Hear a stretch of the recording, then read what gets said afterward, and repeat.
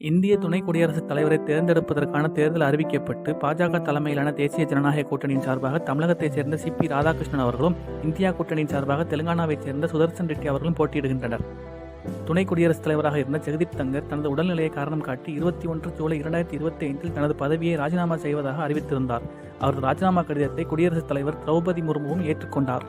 தன்கர் 1951 மே 18 ராஜஸ்தான் மாநிலம் கிதானா என்ற கிராமத்தில் கோல்கல் சந்த் கேசரி தேவி என்பவருக்கு மகனாக பிறந்தார். கிராமப்புற சூழலில் வளர்ந்த தன்கர் தனது ஆரம்பகால கல்வியை அரசு பள்ளியில் படித்தார். பின்பு ஜெய்ப்பூரில் உள்ள மகாராஜா கல்லூரியில் இயற்பியல் இளங்கலை பட்டம் பெற்று 1978-79 ராஜஸ்தான் பல்கலைக்கழகத்தில் LLP முடித்தார். பின்னர் 1979 ராஜஸ்தான் பார் கவுன்சிலில் வழக்கறிஞராக பதிவு செய்து தனது சட்டப்பணியை தொடர்ந்தார். 1990 ஆண்டு ராஜஸ்தான் உயர்நீதிமன்றத்தின் மூத்த வழக்கறிஞராக நியமிக்கப்பட்டார்.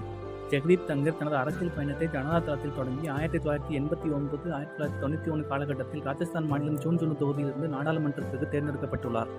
1990 ஆண்டு அப்போதைய சந்திரசேகர் அமைச்சரவையில் நாடாளுமன்ற விவகாரங்களுக்காக மத்திய இணையமைச்சராகவும் பணியாற்றியுள்ளார்.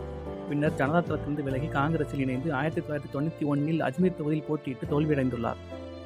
சிறிது காலம் அரசியலிலிருந்து விலகி 2008 மீண்டும் பாரதிய ஜனதாவில் இணைந்தார். ஜூலை 2019 தன்கர் மேற்கு வங்க ஆளுநராக நியமிக்கப்பட்டார். அவரது பதவிக்காலத்தில் மாநில அரசுடன் அடிக்கடி நடைபெற்ற உயர்மட்ட மோதல்கள் குறிப்பிடத்தக்கது. ஜூலை 2022 இந்திய துணை குடியரசுத் தலைவர் பதவிக்கான வேட்பாளராக தன்கர் தேசிய ஜனநாயக கூட்டணியால் பரிந்துரைக்கப்பட்டு ஆகஸ்ட் 6, 2022 நடைபெற்ற தேர்தலில் வெற்றி பெற்றார். ஆகஸ்ட் 11, 2022 குடியரசுத் தலைவர் முன்னிலையில் துணை குடியரசுத் தலைவராகவும் மாநிலங்களவைத் தலைவராகவும் பதவியேற்றுக் கொண்டார். பதவியில் இருந்த காலத்தில் தன்கர் பொருளாதார சீர்திருத்தங்களை ஆதரித்ததையும் சாட் சமூகத்தில் OBC அந்தஸ்தை ஆதரித்ததும் முக்கிய நிகழ்வாக பார்க்கப்படுகிறது. எளிய கிராமத்து வாழ்வியல் முறையில் படித்து இந்திய துணை குடியரசுத் தலைவராக பதவி வகித்த தன்கரின் பயணம் மிகப்பெரியது.